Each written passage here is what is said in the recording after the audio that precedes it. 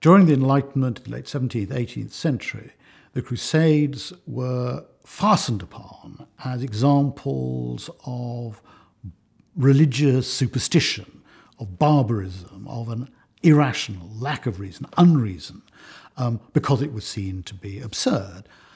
This involved, of course, a reinterpretation of what religion was. Our understanding of religion is certainly a post-Reformation, but also a post-Enlightenment construct. It's got nothing to do with how people in the Middle Ages viewed religion.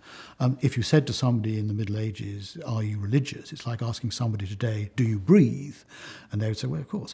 They could be sceptical about the details of the faith, but not about how the world operated.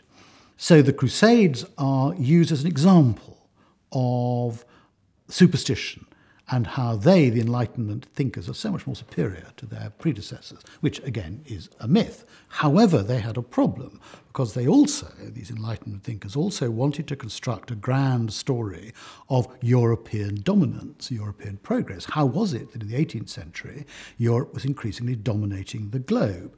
So, on the one hand, the Crusades were regarded by Enlightenment thinkers as everything that was wrong with the benighted, religion-soaked past.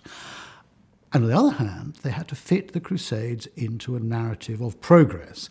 And they did this by saying, well, although it was a frightful thing, actually the law of unintended consequences meant that the Crusades opened Europe to the outer world, encouraged trade, contact with the more sophisticated East.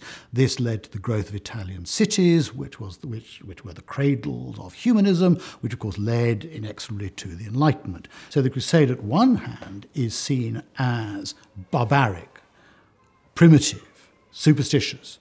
On the other hand, though, it fits into a meta-narrative, as people call it, a big story of the progress of Europe to world domination.